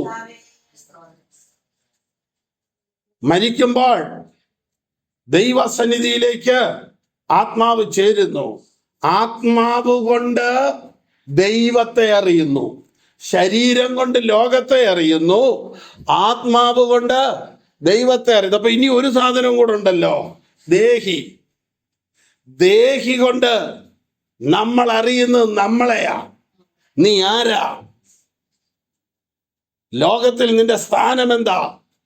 ഇവിടുത്തെ ബന്ധങ്ങളെ വിവേചിക്കുന്നത് ദേഹിയാണ്. എൻ്റെ അപ്പൻ, എൻ്റെ അമ്മ, എൻ്റെ മക്കൾ, എൻ്റെ ഭാര്യ, എൻ്റെ സഹോദരൻ, സഹോദരി, വിശ്വാസി, ഇങ്ങനെയുള്ള ലോകത്തിലെ ബന്ധങ്ങളെ വിവേചിക്കുന്നത് ദേഹിയാണ്. ഈ ദേഹിയും ആത്മാവ് ഒന്നിച്ചു നിൽക്കുന്നത്. കാരണം ഈ ബന്ധങ്ങളെ വിവേചിക്കേണ്ട പോലെ വിവേചിക്കാതെ വരുമ്പോഴാണ് പാപം ഉണ്ടാകുന്നേ. അതുകൊണ്ട് ആത്മാവ് ദൈവസന്നിധിയിലേക്ക് ചെല്ലുകയാണ്. അപ്പോൾ കാര്യസ്ഥൻ യഥാസ്ഥാനപ്പെടുത്തുന്നു. രണ്ട് കാര്യസ്ഥന്മാർ നമുക്കുണ്ട് എന്ന് ദൈവവചനത്തിൽ കാണുവാനിടയായി. കാര്യസ്ഥൻ എന്ന പദത്തിന് കാര്യങ്ങളെ യഥാസ്ഥാനത്താക്കുന്നവൻ, അല്ലെങ്കിൽ കാര്യങ്ങളെ യഥാസ്ഥാനത്താക്കുവാൻ സഹായിക്കുന്നവൻ എന്നാണ് കാര്യസ്ഥൻ എന്ന പദം കൊണ്ടുള്ള അർത്ഥം. പുതിയ നിയമത്തിൽ അതിൻ്റെ മൂലഭാഷയായ ഗ്രീക്കിൽ പാരാക്ലീറ്റോസ് എന്ന ഗ്രീക്ക് പദമാണ് കാര്യസ്ഥൻ ഉപയോഗിച്ചിരിക്കുന്നത്. സഹായത്തിനായി ഒരുവന്റെ അടുക്കലേക്ക് വിളിക്കപ്പെടുന്നവൻ എന്നാണ് പാരാക്ലീറ്റോസ് എന്ന വാക്കിന്റെ അർത്ഥം. സഹായത്തിനായി ഒരുവന്റെ അടുക്കലേക്ക് വിളിക്കപ്പെട്ടവൻ. ഇപ്പോൾ ഇവിടെ ഒരാൾ അപകടത്തിൽപ്പെട്ടു, എന്തെങ്കിലും ഒന്ന് കണ്ട് ഭയന്നു, ഒരാൾ ആക്രമിക്കാൻ വരുന്നു, ഓടിവായോ എന്നൊന്ന് വിളിക്കുക. അപ്പോൾ ആ ഓടി ചെല്ലുന്നവൻ അവിടെ ചെന്നിരുന്ന് ചായം കുടിച്ചിരുന്ന കാര്യം നടക്കുമോ? ഓടിച്ചെന്നവൻ ചില തിരക്കില, പിന്നെ വരാൻ കേട്ടോ എന്ന് പറഞ്ഞിട്ട് പോന്നിട്ട് കാര്യമില്ല. ഒരു സഹായം അനിവാര്യമാണ്. അനിവാര്യമായ സഹായത്തിന് വേണ്ടി വിളിക്കപ്പെട്ടവൻ. പരിശുദ്ധാത്മാവിനെ വിളിക്കുന്ന മറ്റൊരു പേരാണ് സഹായകൻ. എന്ന് പറഞ്ഞാൽ നിന്നെ കൊണ്ടൊക്കത്തില്ല, പിന്നെ ഒക്കുന്നൊരുവനെ യേശു നമുക്ക് പരിചയപ്പെടുത്തി തന്നു. നമ്മൾ വിചാരിക്കും നമ്മുടെ പ്രാർത്ഥന കൊണ്ടാണ്. ഞങ്ങൾ മണിക്കൂർ പ്രാർത്ഥിച്ചു, കാലത്ത് ഉച്ചയ്ക്കും വൈകിട്ടും പ്രാർത്ഥിച്ചു, പിടിച്ചു വെച്ച് പ്രാർത്ഥിച്ചു, പോരാടി പ്രാർത്ഥിച്ചു, ജയമെടുത്ത് പ്രാർത്ഥിച്ചു. ഇങ്ങനെയൊക്കെ പല സൈസിൽ പറയുമ്പോഴും റോമാലേഖനം 8-ാം അധ്യായം പറയുന്നു, വേണ്ടും പോലെ പ്രാർത്ഥിക്കേണ്ടത് എങ്ങനെയെന്ന് അറിയാൻ മേലെന്ന്. അപ്പൊ അറിയാൻ മേലാത്തവന് സഹായം വേണമല്ലോ. അതിനാണ് പരിശുദ്ധാത്മാവ്. ആത്മാവ് താനും ഉച്ചരിച്ചുകൂടാത്ത ഞരക്കങ്ങളാൽ ദൈവത്തോട് പക്ഷപാതം ചെയ്യുന്നു. നിനക്ക് അറിയത്തില്ലെന്നും നിനക്ക് പ്രാപ്തിയില്ലെന്നും അറിഞ്ഞിട്ട് പ്രാപ്തനായ ഒരുവനെ ഇവിടെ നമുക്ക് വേണ്ടി ആക്കി വെച്ചിട്ടാണ് കർത്താവ് പോയത്. ഈ വക്രതയുള്ള ലോകത്തിൽ, പിശാചുള്ള ലോകത്തിൽ, തിന്മയുടെ ഉറവിടമായ അല്ലെങ്കിൽ തിന്മയുടേതായ ശക്തികൾ വ്യാപരിക്കുന്ന ഈ ലോകത്തിൽ ദൈവ പൈതലിന് ആശ്രയമറ്റുപോകും. സഹായത്തിന് ആരുമില്ലാതെ വരുമ്പോൾ സഹായകനായി ദൈവത്തിന്റെ ആത്മാവിനെ ഇവിടേക്ക് കൊണ്ടുവരുന്നു. ഞാൻ നിങ്ങൾക്ക് വേണ്ടി പിതാവിനോട് അപേക്ഷിക്കും. അപ്പോൾ എന്ന് പറഞ്ഞാൽ നിന്റെ ഈ ബലഹീനതയിൽ, നിന്റെ ഈ നിസ്സഹായാവസ്ഥയിൽ നിനക്ക് വേണ്ടി പിതാവിനോട് അപേക്ഷിക്കുമ്പോൾ നിന്റെ നിസ്സഹായാവസ്ഥയിൽ സഹായിപ്പാൻ കഴിയുന്ന സഹായകനായ പരിശുദ്ധാത്മാവെന്ന മറ്റൊരു കാര്യസ്ഥൻ ഇവിടെയുണ്ട്. പിതാവായ ദൈവത്തിന്റെ രണ്ട് കാര്യസ്ഥന്മാരാണ്. യഹോവയായ ദൈവം ഭൂമിയിലേക്ക് അയച്ച രണ്ട് കാര്യസ്ഥന്മാരാണ് കർത്താവായ യേശുക്രിസ്തുവും ദൈവത്തിന്റെ പരിശുദ്ധാത്മാവും. കാര്യങ്ങളെ യഥാസ്ഥാനത്താക്കാനാണല്ലോ കാര്യസ്ഥൻ വരുന്നതെന്ന് പറഞ്ഞു. അങ്ങനെയാണെങ്കിൽ കാര്യങ്ങൾ യഥാസ്ഥാനത്താക്കണമെങ്കിൽ മനുഷ്യന്റെ പാപത്തിന് പരിഹാരം വന്നാലേ കാര്യം യഥാസ്ഥാനത്താകൂ. അത് വരുത്താൻ യേശുക്രിസ്തു വന്നു. അതാ കർത്താവ് പറഞ്ഞത്, ഞാൻ വന്നത് നഷ്ടപ്പെട്ടു പോയതിനെ, കാണാതെ പോയതിനെ, ദൈവമുമ്പാകെ കാണേണ്ടത് മറ്റു പലയിടത്തായി പോയപ്പോൾ അതിനെ തിരഞ്ഞു മടക്കി കൊണ്ടുവരുവാൻ, രക്ഷിക്കുവാൻ ഞാൻ വന്നു. ആ ദൗത്യം പൂർത്തീകരിച്ച് ഞാൻ പോകുമ്പോൾ ആ എന്നിലുള്ള വിശ്വാസത്താൽ ദൈവത്തോടടുക്കുന്നവർ ഈ നശ്വര ഭൂമിയിൽ കൈവിടപ്പെട്ടു പോകാതിരിക്കുവാൻ അവരെ നിലനിർത്തിക്കൊണ്ട് പോകേണ്ടതിന് പരിശുദ്ധാത്മാവെന്ന മറ്റൊരു കാര്യസ്ഥനെ സഹായത്തിനായി ഒരുവന്റെ അടുക്കലേക്ക് വിളിക്കുന്നവനെയാണ് മധ്യസ്ഥൻ അഥവാ പാരാക്ലീറ്റോസ് എന്ന ഗ്രീക്ക് പദം കൊണ്ട് അർത്ഥമാക്കുന്നത്. ഈ പദം പുതിയ നിയമത്തിൽ 5 പ്രാവശ്യം കാണുന്നുണ്ട്. അത് മുഴുവൻ യോഹന്നാനാണ് പറയുന്നത്. യോഹന്നാന്റെ സുവിശേഷത്തിലും യോഹന്നാന്റെ ലേഖനത്തിലുമായിട്ട് നമ്മൾ വായിച്ച യോഹന്നാന്റെ സുവിശേഷം 14:16, 15:26, 16:7, 1 യോഹന്നാൻ 2:1 ഈ വേദഭാഗങ്ങളിലെല്ലാം അത് കാണുന്നുണ്ട്. യോഹന്നാൻ 14:16, 15:26, 16:7, 1 യോഹന്നാൻ 2:1. അപ്പോൾ കോടതിയിൽ കുറ്റവാളിയായ ഒരുവന് വേണ്ടി ഹാജരാകുന്ന അഡ്വക്കേറ്റിനെയും ഒരുവന് വേണ്ടി വാദിക്കുന്ന മറ്റൊരുവൻ എന്നീ അർത്ഥങ്ങളിലെല്ലാം ഈ കാര്യസ്ഥൻ എന്ന പദം ഉപയോഗിച്ചിട്ടുണ്ട്. കോടതിയിൽ നമുക്ക് നമ്മുടെ കാര്യം പറയാൻ അറിയത്തില്ലാത്തതുകൊണ്ട് അറിയാവുന്നവനെ കൊണ്ട് വാദിപ്പിക്കുക എന്ന് പറഞ്ഞാൽ എൻ്റെ കക്ഷി ചെയ്തിട്ടില്ല, ആ സംഭവം നടക്കുമ്പോൾ എൻ്റെ കക്ഷി അവിടെ ഇല്ല എന്ന് പറഞ്ഞാൽ നീ പറയേണ്ടത് നിനക്ക് വേണ്ടി കോടതി പറയുകയാണ്. ഏത് കോടതിയിൽ? സ്വർഗീയ കോടതിയിൽ. ഒരു കുറ്റവാളിയെ പോലെ പ്രതിക്കൂട്ടിക്കയറ്റി നിർത്തുമ്പോൾ യേശു ക്രിസ്തു ഇറങ്ങി വന്ന് പറയുകയാണ്, എൻ്റെ കക്ഷി കുറ്റം ചെയ്തിട്ടില്ല. അതിനുള്ള തെളിവ് ഞാൻ അവന്റെ പാപം ഏറ്റെടുത്തതാണ്. ഒരു തെറ്റിന് 2 പ്രാവശ്യം ശിക്ഷിക്കാൻ ഒക്കത്തില്ലല്ലോ. അപ്പോൾ നമ്മുടെ പാപത്തിന്റെ ശിക്ഷ യേശു ക്രൂശിൽ വഹിച്ചിട്ട് ഇനി ആ ശിക്ഷ ദൈവ കോടതി മുമ്പാകെ വീണ്ടും കേസുമായിട്ട് പിശാചി വരുമ്പോൾ അത് ഞാൻ നിർവഹിച്ചതാണെന്ന് പറഞ്ഞ് നമുക്ക് നേരെയുള്ള കേസ് തള്ളിക്കളയുവാൻ നമുക്ക് വേണ്ടി മധ്യസ്ഥനായി സ്വർഗത്തിൽ കർത്താവ്. മനസ്സിലായോ? അതാണ് കാര്യസ്ഥൻ, മറ്റൊരുവന് വേണ്ടി വാദിക്കുന്നവൻ. പിശാച് രാപകൽ തന്റെ വിശുദ്ധന്മാരെ കുറ്റം വിധിക്കേണ്ടതിന് അപവാദം പറയുന്നവനാ പിശാച്. പിശാചിന്റെ കയ്യിലെ ഏറ്റവും മൂർച്ചയുള്ള ഒരു ആയുധമാണ് അപവാദം. അത് പെന്തക്കോസിൽ നല്ലപോലെ ചെലവാകും. പെന്തക്കോസിൽ ഒരാളെ കുറിച്ചൊരു കാര്യം കേട്ടാൽ പിന്നെ അതിന്റെ സത്യസ്ഥിതി ഒന്നും അന്വേഷിക്കുകയില്ല. ചൂടുള്ളൊരു പലഹാരം നമ്മുടെ കയ്യിലേക്ക് വരുമ്പോൾ അത് നമ്മുടെ കയ്യിൽ നിന്ന് അടുത്ത കയ്യിലോട്ട് വേഗം കൈമാറുന്നത് പോലെ ഇത് കിട്ടിയ ഉടനെ സോഷ്യൽ മീഡിയയില്, വാട്സപ്പിലും ഫേസ്ബുക്കിലും അവിടെ ഇവിടെ എല്ലാം ഇട്ട് ആനന്ദിക്കുക ഒരുതരം ക്രൂര വിനോദമാണ്. വചനം എന്ത് പറയുന്നു? നിൽക്കുന്നു എന്ന് തോന്നുന്നവൻ വീഴാതിരിക്കാൻ സൂക്ഷിക്കട്ടെ. മറ്റൊരു വേദഭാഗം, മറ്റൊരുത്തന്റെ ദാസനെ വിധിപ്പാൻ നീ ആരാ? അവൻ വീഴുവോ അവൻ നിൽക്കുകയോ ചെയ്യുന്നത് അവന്റെ യജമാനനത്രേ. ദൈവത്തിന് സ്തോത്രം. ഉറപ്പുള്ള കൊമ്പാണെന്ന് സ്വയം അഭിമാനിക്കുന്നവരോട് വചനം പറയുന്നു, ഞെളിയാതെ ഭയപ്പെടുക. ദൈവത്തിന് സ്തോത്രം. പ്രിയരെ, നമുക്ക് വാദിക്കാൻ അറിയാമായിരുന്നെങ്കിൽ നമ്മൾ വാദിച്ച് ജയിച്ചേനെ. നമുക്ക് ഈ ഭൂമി പല കാര്യങ്ങളും വാദിച്ച് ജയിക്കാൻ പറ്റും. പക്ഷെ ദൈവനീതിയുടെ കോടതിയുടെ മുമ്പിൽ വാദിക്കാനൊന്നും നമ്മളെ കൊണ്ട് പറ്റത്തില്ല. അവിടെ നമുക്ക് വേണ്ടി മധ്യസ്ഥനായി നമ്മുടെ കർത്താവ് നിൽക്കുന്നു.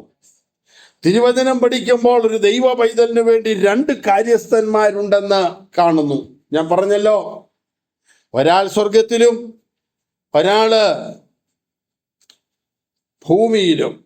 ഭൂമിയിലെ ദൈവമക്കളെ പരിശുദ്ധാത്മാവ് താങ്ങി പരിപാലിച്ച് മുമ്പോട്ട് കൊണ്ടുപോകുന്നു. യഥാസ്ഥാനത്താക്കുക എന്ന് പറഞ്ഞാൽ എന്നതാ അതിൻ്റെ അർത്ഥം? ഒരു സാധനം ഒരിടത്തുനിന്ന് എടുത്താൽ, അല്ലെ ഒരിടത്ത് ഒരു സാധനം വെച്ചാൽ അതിൻ്റെ സ്ഥാനം മാറി വേറൊരിടത്തോട്ട് പോയാൽ അത് യഥാസ്ഥാനത്തോട്ട് എന്ന് പറഞ്ഞാൽ അതിൻ്റെ ആ പഴയ സ്ഥാനത്തേക്ക് അതിനെ കൊണ്ടുവരികയാണ്. നമ്മുടെ വീട്ടിൽ വേദപുസ്തകം വെക്കുന്നൊരു സ്ഥലമുണ്ട്. അവിടെ അല്ലാതെ അത് വെക്കുകയാണ്. വേറെ അടുത്ത് വെച്ചാൽ ഇരിക്കാനെന്നിട്ടാണോ? അല്ല, അതിനവിടെ ഒരു സ്ഥലമുണ്ട്. അടുക്കള നമ്മുടെ തീപ്പെട്ടി വെക്കുന്നൊരു സ്ഥലമുണ്ട്. ഗ്യാസ് ലൈറ്റർ വെക്കുന്നൊരു സ്ഥലമുണ്ട്. ആ സ്ഥലം അവിടുന്ന് മാറിപ്പോയാൽ കിടന്ന് വട്ടം കറങ്ങും.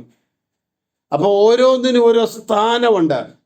പുതിയ ഒരു പെൺകുട്ടിയെ വിവാഹം കഴിച്ച് വീട്ടിലോട്ട് കൊണ്ടുവരുമ്പോൾ അവളെ അടുക്കളയിൽ ചെന്നിട്ട്, ഇന്നത്തെ പിള്ളേരുടെ കാര്യം എങ്ങനെയാണെന്നും അറിയത്തില്ല, പണ്ടങ്ങനായിരുന്നു, ഓരോ സാധനവും ഇരിക്കുന്ന സ്ഥലം കാണിച്ചു കൊടുക്കും, ഇല്ലേ? ഇന്നതാണ് ഇന്ന പാത്രത്തിലേത്, ഇന്നതാണ് ഇന്ന പാത്രത്തിലെ, എടുക്കുന്നിടത്ത് തന്നെ വെക്കണം. ഇല്ലെങ്കിൽ അത് ഡിസോർഡറായി പോയാൽ ഒക്കത്തില്ല. അപ്പോൾ ഇത് ഓർഡർ തെറ്റിപ്പോയ കാര്യം ശരിയാകാതെ വരുമ്പോൾ അത് ഓരോന്നും അതതിൻ്റെ സ്ഥാനത്ത് വെക്കുന്നേ. നമ്മുടെയൊക്കെ പിള്ളേര് സ്കൂളിലോട്ട് പോയി കഴിയുമ്പോഴത്തേക്കും വലിയ ബോംബ് സ്ഫോടനം നടന്ന വീട് പോലെയാണ് നമ്മുടെ വീടുകൾ. ഒരു സോക്സ് ഒരിടത്ത്, ബെൽറ്റിന്റെ തലവശമില്ല, ബോക്സിന്റെ അടപ്പൊരിടത്ത്, വേറൊന്നങ്ങ് അറ്റത്തെങ്ങാണ്ട്, ഇങ്ങനെ പല സ്ഥാനത്തായിരിക്കും. ഇതെല്ലാം കൂടെ പെറുക്കിയെടുത്ത് ഇവരെ സ്കൂളിലേക്ക് അങ്ങ് വിട്ട് കഴിഞ്ഞിട്ട് ആ വാനെ കയറ്റി വിട്ട് കഴിഞ്ഞാൽ പിന്നെ ആ മാതാവ് ചെയ്യുന്ന, ആ കുഞ്ഞിൻ്റെ അമ്മ ചെയ്യുന്ന ഒരു കാര്യം എന്താണെന്ന് ചോദിച്ചാൽ, വല്ല മനുഷ്യനും കയറി വരുമ്പം ഈ പരുവത്തിന് കിടന്ന നാണക്കേടാകൂല്ലോ എന്നോർത്ത് ഓരോന്നും യഥാസ്ഥാനത്താക്കിക്കൊണ്ടിരിക്കും. ഭിത്തിയെ വഴി വരച്ചതിൻ്റെ ബാക്കി ക്രയോൺസൊക്കെ അവിടെ ഇവിടെയൊക്കെ കാണും. ഇതെല്ലാം പെറുക്കും. 4 മണിക്ക് മുമ്പ് ഇതെല്ലാം യഥാസ്ഥാനത്താക്കി വെക്കും. 4 മണിയാകുമ്പം പുള്ളി വരുന്നു, വീണ്ടും പഴയ പോലെ ആകുന്നു. നേരം വെളുക്കുമ്പോൾ മുതൽ വീണ്ടും യഥാസ്ഥാനത്താകുന്നു. ഇത് തന്നെയാണ് മനുഷ്യന്റെ ജീവിതത്തിൽ നടക്കുന്നത്. ഒരു തീരുമാനമെടുക്കുന്നു, കൃപയെ നിൽക്കുന്നു, കുറച്ച് കഴിയുമ്പോൾ നമ്മുടെ ശരീരം ബലഹീനമായതുകൊണ്ട് നാം തെറ്റുന്നു. പരിശുദ്ധാത്മാവ് നമ്മെ ഭൂമിയിൽ ദൈവമുമ്പാകെ യഥാസ്ഥാനത്താക്കുന്നു. അങ്ങനെ കുറച്ചു നേരം പോകുന്നു, പിന്നെയും തെറ്റുന്നു. ഈ ഒരു പ്രക്രിയ അനുതാപത്തിലൂടെ മടങ്ങി വരുവാൻ മനസ്സ് കാണിക്കുമ്പോൾ നമ്മുടെ നിസ്സഹായത തിരിച്ചറിയുന്ന കർത്താവ് ഇവിടെ നമ്മെ യഥാസ്ഥാനത്താക്കുവാൻ കാണിച്ചത് ശരിയായില്ല എന്ന് ആത്മാവ് നമ്മുടെ ഉള്ളിലിരുന്ന് പറയുമ്പോൾ, കർത്താവെ തെറ്റിപ്പോയെന്ന് തല ഉയർത്തി ദൈവമുമ്പാകെ പറയുമ്പോൾ, അവിടെ കർത്താവ് നമുക്ക് വേണ്ടി പിതാവിനോട് പറയുന്നു, ക്ലിയർ ആയിട്ടുണ്ട്. അവൻ അനുദപിച്ചു. ഈ പഴയ നമ്പൂതിരി ഇല്ലങ്ങളിലൊക്കെ പറമ്പിലെ കാര്യങ്ങളും പണിക്കാരുടെ കാര്യങ്ങളും ആദായങ്ങളും വീട്ടിലെ ആളുകളുടെ കാര്യങ്ങളും എല്ലാം ക്രമീകരിക്കുന്നതിന് കാര്യസ്ഥന്മാരുണ്ടായിരുന്നു. ഇപ്രാവശ്യം എത്ര തേങ്ങ ഇട്ടു വീട്ടുകാർക്ക് അറിയത്തില്ല, എത്ര പറ നെല്ല് കിട്ടി അറിയത്തില്ല. അത് മുഴുവൻ കാര്യസ്ഥനെ അറിയത്തുള്ളൂ. കഴിഞ്ഞ പ്രാവശ്യത്തേത് പുള്ളി കുറിച്ചു വെച്ചിട്ടുണ്ട്, ഇപ്രാവശ്യത്തേത് കുറിച്ചു വെച്ചിട്ടുണ്ട്. ഈ നമ്പൂതിരി ഇല്ലങ്ങളെല്ലാം ക്ഷയിച്ചു പോയതിന് പിന്നിലെ കാരണവും ഒരു ശ്രദ്ധയില്ലാതെ കാര്യസ്ഥന്മാരെ ഏൽപ്പിച്ചേച്ച് ഇവര് വസ്തു വിറ്റും ദാനധർമ്മം ചെയ്തും പേരെടുക്കാൻ നോക്കിയത് കൊണ്ടാണ് ഇല്ലങ്ങളെല്ലാം തകർന്നു പോയത്. ദൈവത്തിന് സ്തോത്രം. അപ്പോൾ ആ വീട്ടിലെ തൂമ്പ എവിടാന്നും വാക്കത്തി എവിടാന്നും വെട്ടുകത്തി എവിടാന്നും എത്ര പണിക്കാരിന്ന് പറമ്പിലുണ്ടെന്നും അവർക്ക് ആഹാരം കൊടുക്കണം, ആഹാരത്തിനുള്ള സാധനം വാങ്ങിക്കുന്ന കട ഏതാന്നും ആ വീട്ടിലെ മുഴുവൻ കാര്യങ്ങളെയും അറിയാവുന്ന ഒരേ ഒരാള് കാര്യസ്ഥനാണ്. പരിശുദ്ധാത്മാവിനല്ലാതെ നമ്മുടെ ജീവിതത്തിലെ മുഴുവൻ കാര്യവും ആർക്കും അറിയത്തില്ല. ദൈവത്തിന് സ്തോത്രം, നമുക്ക് പോലും അറിയത്തില്ല. അതുകൊണ്ടാണല്ലോ തിരുവചനത്തിൽ പറയുന്നു, നീ മുഴുവൻ അറിയാതെ ഒരു വാക്കും എന്റെ നാവിന്മേലില്ല. ഞാൻ എവിടെ ചെന്ന് പാർത്താലും നീ എന്നെ കാണും. എന്റെ അമ്മയുടെ ഉദരത്തിൽ എന്നെ മെനഞ്ഞവൻ നീയാണ് എന്ന് പറഞ്ഞാൽ എൻ്റെ എല്ലാ കാര്യങ്ങളും ഏറ്റവും നല്ല പോലെ നടത്തി തരുവാൻ, എന്നെ സൂക്ഷിക്കുവാൻ, എന്നെ പരിപാലിക്കുവാൻ, എൻ്റെ വൈഷമ്യം മേടുകളിൽ എനിക്ക് സഹായകനാകുവാൻ, എൻ്റെ ഭീതിജനകമായ വേളകളിൽ എനിക്ക് ധൈര്യം നൽകുവാൻ, മറുപടി പറയേണ്ട വേളകളിൽ പരിജ്ഞാനത്തോടെ, പ്രാഗൽഭ്യത്തോടെ, വിവേകത്തോടെ മറുപടി പറയുവാൻ, എന്തിനേറെ എൻ്റെ 24 മണിക്കൂറുകളിലെ കാര്യങ്ങളിലും ശ്രദ്ധാലുവായ ഒരു കാര്യസ്ഥനായി ദൈവ പരിശുദ്ധാത്മാവ് ഇവിടെയുണ്ട്. അതോർക്കുമ്പോഴാണ് ഞാൻ ആരുമല്ല, ഞാൻ ഒറ്റയ്ക്കല്ല എന്നുള്ള ബോധം നമ്മെ പരിപാലിക്കുന്നത്, നമ്മെ ബലപ്പെടുത്തുന്നത്. നമ്മുടെയൊക്കെ ജീവിതത്തിലെ ഏറ്റവും വലിയൊരു ദുഃഖമാണ്, എനിക്ക് ആരുമില്ല എൻ്റെ സങ്കടം കേൾക്കാൻ, എന്നെ ഒന്ന് മനസ്സിലാക്കാൻ ആരുമില്ല. ദൈവത്തിന് സ്തോത്രം. ഈ പറച്ചിൽ പറയാൻ തുടങ്ങിയിട്ടും വർഷം കുറയായില്ലേ? ആരുമില്ലാത്തത് കൊണ്ടെന്നാ ഇതങ്ങ് നിർത്തിയേക്കാന്ന് വെക്കുന്നുണ്ടോ? ഇല്ല. ആരുമില്ലെന്ന് പറഞ്ഞിട്ടും ധൈര്യത്തോടെ ഓരോ ദിവസം മുന്നോട്ട് പോകാൻ സഹായിക്കുന്നവൻ ഈ കാര്യസ്ഥനാണ്. നമ്മളറിയുന്നില്ല. നമ്മൾ പറഞ്ഞു, ഞാനത് വിട്ട് ഞാനിങ്ങനെ അങ്ങ് പോവുക എന്നാ പറയുന്നത്. നീ അങ്ങനെ പോയതല്ല. ദൈവാത്മാവ് നിന്നോട് കൂടെ ഇരുന്ന് നിന്നെ ശക്തീകരിച്ചതാ, നിന്നെ ബലപ്പെടുത്തിയതാ. നീ സങ്കട കടലിൽ നിന്റെ ഉള്ളം തകർന്നപ്പോൾ, മാനുഷിക വാക്കുകൾ നിന്നെ വലിച്ചു കീറുന്നതിന് തുല്യമായി മാറിയപ്പോൾ, നിന്റെ ആശ്വാസം നഷ്ടപ്പെട്ടു പോയ വേളകളിൽ, നിന്നെ സഹായിപ്പാൻ ആരുമില്ലാത്തപ്പോൾ, നിന്റെ അടുത്ത് വന്ന് നിന്നെ ഉറപ്പിച്ച് ദൈവം മുമ്പാകെ നിന്നെ വീണ്ടും യഥാസ്ഥാനപ്പെടുത്തിയത് ദൈവത്തിന്റെ പരിശുദ്ധാത്മാവെന്ന കാര്യസ്ഥനാണ്. കാര്യസ്ഥൻ യഥാസ്ഥാനപ്പെടുത്തുന്നു എന്ന് പറഞ്ഞുവല്ലോ. നമ്മുടെ കർത്താവ് കാര്യസ്ഥനാണ്. അവൻ നമ്മെ യഥാസ്ഥാനപ്പെടുത്തുവാൻ കഴിവുള്ളവനാണ്. നമ്മുടെ കർത്താവ് ആരാ? കാര്യസ്ഥനാണ്. കാര്യസ്ഥനാണല്ലോ യഥാസ്ഥാനപ്പെടുത്തുന്നത്. വേണമെങ്കിൽ നമുക്കൊരു 1-2 വാക്യങ്ങൾ വായിക്കാം. 2 കൊരിന്ത്യർ ലേഖനം 13:11. 2 കൊരിന്ത്യർ ലേഖനം 13:11.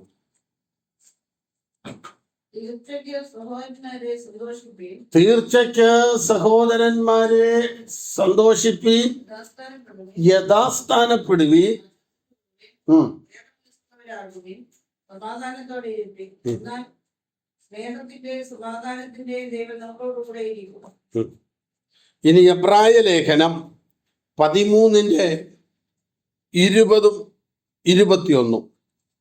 നിത്യ നിയമത്തിന്റെ രക്തത്താൽ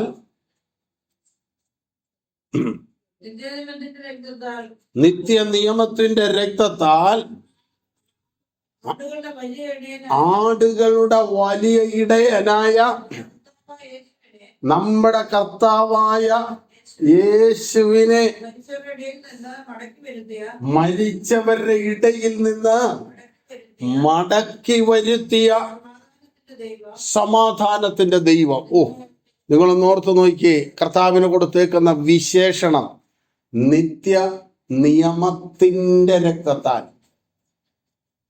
പഴയ നിയമത്തിൽ ഓരോരോ നിയമങ്ങൾ മാറി മാറി പോകുമ്പോൾ യേശു ക്രിസ്തു നിത്യ നിയമത്തിന്റെ രക്തത്താൽ എന്ന് പറഞ്ഞാൽ, ഓരോ പാപിയും പഴയ നിയമത്തിൽ യാഗത്തിനുള്ള വസ്തുവുമായി ചെല്ലുമ്പോൾ അതിനെ അറുത്ത് അതിൻ്റെ രക്തം ഓരോ പാപത്തിൻ്റെയും വേളയിൽ യാഗപീഠത്തിൻ്റെ ചുവട്ടിൽ ഒഴിക്കും. എന്നാൽ ഇനി ഒരു യാഗം കഴിക്കാതിരിക്കത്തക്ക നിലയിൽ നിത്യ നിയമത്തിൻ്റെ രക്തത്താൽ ആടുകളുടെ വലിയ ഇടയനായ നമ്മുടെ കർത്താവ്. ആ വലിയ ഇടയൻ നമ്മുടെ കർത്താവാണ്. ആ കർത്താവിനെ മരിച്ചവരുടെ ഇടയിൽ നിന്ന് മടക്കി വരുത്തി. ദൈവത്തിന് സ്തോത്രം. മരിച്ചവരുടെ ഇടയിലേക്ക് അയക്കുകയല്ല, മടക്കി വരുത്തി. ആ മടക്കി വരുത്തിയ അനുഭവം കർത്താവിനുള്ളത് കൊണ്ടാണ് ഒരിക്കൽ നമ്മോടും പറയും, മനുഷ്യപുത്രന്മാരെ തിരികെ വരുവീൻ, മടങ്ങി വരുവീൻ. തിരികെ വരുവീൻ എന്ന് പറയുന്നത് മടക്കി വരുത്തിയ സമാധാനത്തിന്റെ ദൈവം. അടുത്തതാണ് നമ്മുടെ വിഷയം. നിങ്ങളെ അവന്റെ ഇഷ്ടം ചെയ്യുവാൻ തക്കവണ്ണം എല്ലാ നന്മയിലും യഥാസ്ഥാനപ്പെടുത്തി തനിക്ക് പ്രസാദമുള്ളത് യേശുക്രിസ്തു മുഖാന്തരം അവൻ നിവർത്തിക്കുമാറാകട്ടെ. അപ്പോൾ നിത്യനിയമത്തിന്റെ രക്തം കൊണ്ട് നമ്മളെ പിതാവിന്റെ സന്നിധിയിൽ എല്ലാ നന്മയിലും യഥാസ്ഥാനപ്പെടുത്തി. 80-ാം സങ്കീർത്തനത്തിൽ ഈ കാര്യം 3 പ്രാവശ്യം ആവർത്തിക്കുന്നുണ്ട്. ഓവേ, ഞങ്ങളെ യഥാസ്ഥാനപ്പെടുത്തണമേ, ഞങ്ങൾ രക്ഷപ്പെടേണ്ടതിന് തിരുമുഖം ഞങ്ങളുടെ മേൽ പ്രകാശിപ്പിക്കണം. മിസ്രയീമിൽ നിന്ന് കനാൻ നാട്ടിലേക്കുള്ള യാത്രയിൽ പലപ്പോഴും യഥാസ്ഥാനം നഷ്ടപ്പെട്ടു പോയ അവസ്ഥകളുണ്ട്. പിറുപിറുത്തിട്ടുണ്ട്. കണ്ണീര്, ഞെരുക്കം, കഷ്ടത, വെല്ലുവിളി, ശൂന്യത ഇതെല്ലാം വന്നിട്ടുണ്ട്. എന്നിട്ടും അവർ നിലവിളിച്ച് അവർ മടങ്ങി വരവിന് വേണ്ടി ആഗ്രഹിച്ച മുഴുജനത്തിൻ്റെയും ഒരു സമർപ്പണം പോലെ ആസാഫ് ദൈവസന്നിധി പറയുക, ഞങ്ങളെ യഥാസ്ഥാനപ്പെടുത്തണം. മനുഷ്യൻ ഒരിക്കൽ ദൈവമുമ്പാകെ കളങ്കമില്ലാത്തവനായി നിന്നിരുന്നതാണ്. എന്നാൽ അവൻ പാപം ചെയ്ത് അതിനാൽ ദൈവം അവനെ ആക്കിയ സ്ഥാനത്ത് നിന്നും മാറ്റപ്പെടുത്തി.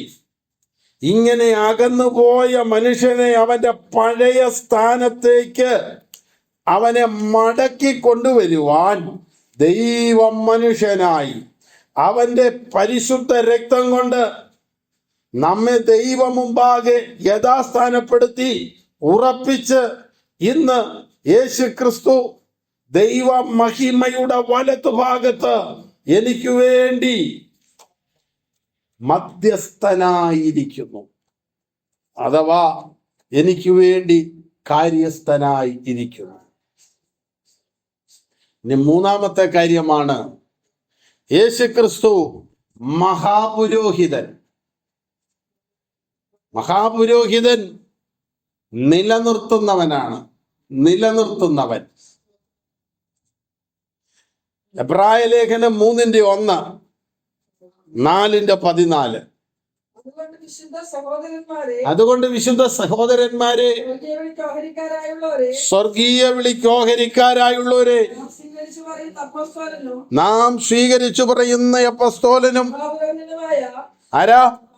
മഹാപുരോഹിതനുമായ യേശുവിനെ ശ്രദ്ധിച്ചു നോക്കുവിൻ. 4:14. ആകയാൽ ദൈവപുത്രനായ യേശു ആകാശങ്ങളിലൂടെ കടന്നുപോയ ശ്രേഷ്ഠ മഹാപുരോഹിതനാകുന്നു. അപ്പോൾ യേശുക്രിസ്തു പുരോഹിതനാണ്.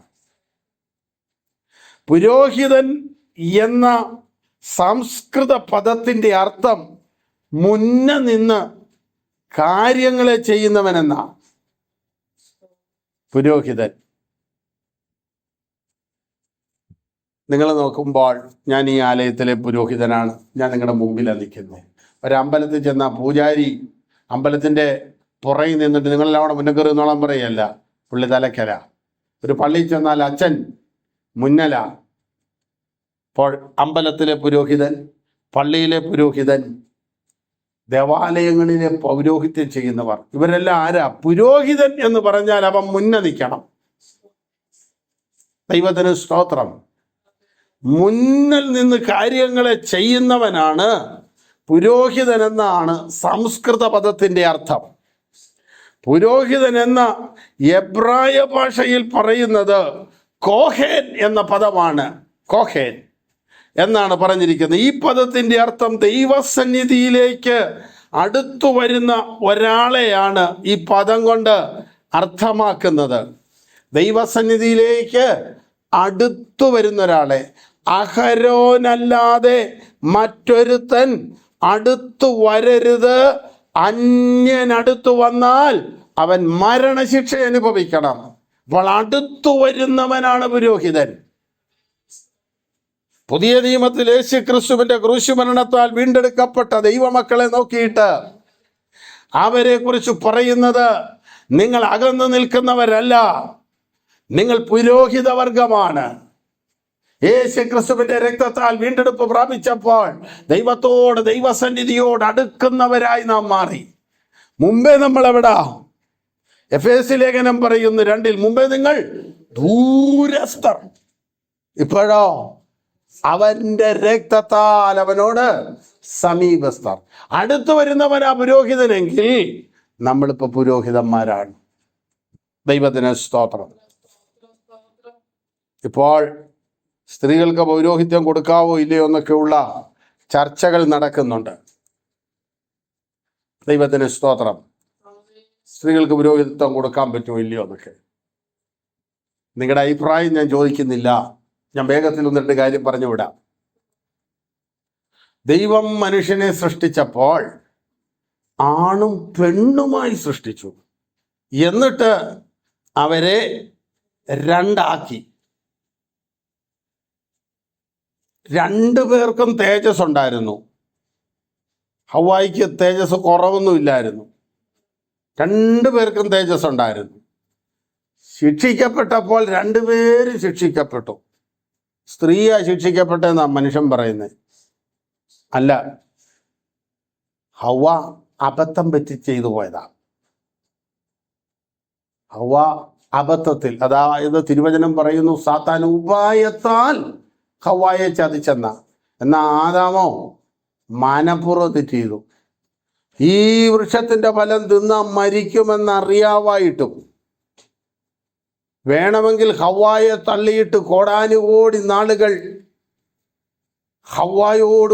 ദൈവത്തോടു കൂടെ പാർക്കാമായിരുന്നു. അവൻ്റെ എല്ലിൽ നിന്നോ 1000കണക്കിന് ഹവ്വാമാരെ സൃഷ്ടിക്കാൻ കഴിയുന്ന ദൈവത്തോട് ചേർന്ന് നിൽക്കായിരുന്നു. എന്നാൽ താൻ ജീവന് തുല്യം സ്നേഹിച്ച തൻ്റെ ഭാര്യയ്ക്ക് വേണ്ടി, ആ സ്ത്രീക്ക് വേണ്ടി ദൈവത്തെ വേണ്ടെന്ന് വെക്കാൻ അവൻ തീരുമാനിച്ചു. ഹവ്വായിക്ക് അത്രയും വലിയ പരീക്ഷണം വന്നില്ല. അവൾ നിന്ന് ദൈവത്തെ പോലെ ആകുന്നങ്ങ് ഓർത്തു. എന്നാൽ ഈ ഹവ്വ ചോദിക്കണ്ടേ, ഇത്രയും നല്ലൊരു മഴ ഇവിടെ ഉണ്ടായിട്ട് നീ എന്നാ തിന്നാഞ്ഞെന്ന്? ന്യായമായ കാര്യമല്ലേ? ദൈവത്തെ പോലെ ആകാൻ ആർക്കും ആഗ്രഹമില്ലാത്ത. അങ്ങനെയാണ് പിന്നെ ഇപ്പോഴെന്നെ ഇത്ര നാളായിട്ട് നീ തിന്നാഞ്ഞ് എന്നെ കൊണ്ട് തീറ്റിക്കാൻ ഇത്ര ഉത്സാഹിക്കുന്ന എന്തിനാന്നല്ലേ ചോദിക്കട്ടെ. ആ വിഷയം വിട്. അപ്പോൾ ഹവ്വ അബദ്ധത്തിൽ തെറ്റി. അതും കൊണ്ട് വരുമ്പോൾ നീ ഇത് തിന്നോ, ഇത് തിന്നരുതായിരുന്നെന്ന് പറഞ്ഞാൽ കർത്താവിനോട് ആദാം അപേക്ഷിച്ചാൽ ഒരുപക്ഷെ ഒരു വീണ്ടെടുപ്പോ ക്രമീകരണമോ ഉണ്ടാകുമായിരുന്നു. എന്നാൽ ഇവൾ മരിക്കുമെന്നും ഇവൾ അകലുമെന്നും ഇവൾക്ക് മരണമുണ്ടാകുമെന്നറിഞ്ഞിട്ട് ഞാൻ ഇനി ഒറ്റയ്ക്ക് ജീവിക്കുന്നില്ലെന്നുള്ള തീരുമാനത്തിൽ ഹവ്വായുടെ കൂടെ മരണത്തിലേക്ക് പോകാൻ ആ പൂർണ്ണ സമർപ്പണത്തോടെ ഇറങ്ങിയത് ആദമാണ്. നമ്മൾ പറയും ധീരനായ പ്രണയ ജോഡികൾ എന്നൊക്കെ. കാരണം ഒറ്റയ്ക്ക് ജീവിക്കാൻ തയ്യാറായില്ലല്ലോ, മരണത്തിൽ ഒരു ഒന്നിച്ചല്ലോ എന്നൊക്കെ. പ്രിയരെ, കർത്താവിനേക്കാൾ വലുതായി ഹവ്വായുടെ കൂടെയുള്ള ജീവിതം ആദാം കണ്ടതുകൊണ്ടാണ് ആദാം ദൈവത്തെ വിട്ടുപോയത്. ഇനി അതൊക്കെ പഴയ നിയമത്തിലെ കാര്യം. പുതിയ നിയമത്തിലോട്ട് വരുമ്പോൾ സ്ത്രീകളും പുരുഷന്മാരും രക്ഷിക്കപ്പെടുന്നതിന് ഒറ്റ വഴിയേ ഉള്ളല്ലേ, യേശുവിനെ കർത്താവായി സ്വീകരിക്കാന്നുള്ളത്. ആത്മാവിനെ 2 പേർക്കും ഒരുപോലെയാണ് പകർന്നേക്കുന്നല്ലേ. കൃപാവരം പകർന്നേക്കുന്നതും ഒരുപോലെയാ. പിന്നെ എവിടെ ഈ വ്യത്യാസമുള്ളതെന്നതാ? എവിടാ ഈ വ്യത്യാസം?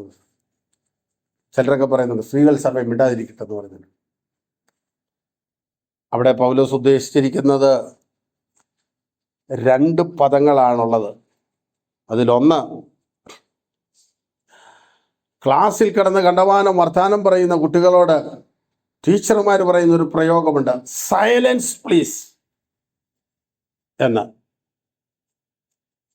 അങ്ങനെ പറയുന്നത് വർത്താനം പറയരുതെന്നല്ല എൻ്റെ അർത്ഥം, ചില ഒച്ച കുറയ്ക്കണമെന്ന് അല്ലേ. സൈലൻസ് പ്ലീസ് എന്ന് പറഞ്ഞിട്ട് എത്രയോ പ്രാവശ്യം നമ്മൾ ക്ലാസ്സിൽ ഇരുന്ന് പിന്നെയും വർത്താനം പറഞ്ഞിട്ട് എന്താ ഇത് എന്നൊക്കെ ടീച്ചേഴ്സ് വന്ന് ചോദിക്കും. എന്നാൽ നമ്മുടെ മുഖത്ത് നോക്കി ഷട്ടപ്പ് എന്ന് പറഞ്ഞാലോ മിണ്ടുകയില്ല. അതിൽ ആദ്യം പറഞ്ഞ പദമാണ് പൗലോസ് ഉപയോഗിച്ചത് ഗ്രീക്കിലെ. ആത്മാക്കളെ നേടുന്നതിനും പാടുന്നതിനും പ്രാർത്ഥിക്കുന്നതിനും ഒന്നും ഒരു തടസ്സവും ഇല്ല. പക്ഷേ ശുശ്രൂഷ വരുമ്പോൾ വേർതിരിവ് കൊണ്ടുവരികയാണ്. സഹോദരിമാർ ജോലി ചെയ്യുന്ന കാശ് കൊള്ളാമല്ലോ, സ്വത്രകാഴ്ച. എന്നിട്ടും അവരെ എന്ന് പറഞ്ഞാൽ നാളെ ഇവിടെ സഭായോഗം നിങ്ങൾ നടത്തണമെന്നോ നടത്തണ്ടെന്നോ ഒന്നുമുള്ള കാര്യമല്ല പറഞ്ഞത്. ദൈവത്തിന് സ്തോത്രം. പൗലോസ് തന്നെ ഇങ്ങനെ പറഞ്ഞിട്ട് ഒടുവിൽ പറയുന്നുണ്ട്, ക്രിസ്തുവിൽ സ്ത്രീ എന്നുമില്ല പുരുഷനെന്നുമില്ല. മരിച്ച് ദൈവസന്നിധി ചെല്ലുന്ന ആത്മാവ് ലിംഗവ്യത്യാസമുള്ള ആത്മാവല്ല ദൈവത്തിൻ്റെ ആത്മാവെന്ന്. അത് സ്ത്രീയുടെ ആത്മാവാ പോകുന്നത്. അതുകൊണ്ട് ഇത് മീശയൊക്കെ വെച്ചിട്ടുണ്ട്, അതുകൊണ്ട് ഇത് പുരുഷൻ്റെ ആത്മാവാണ്.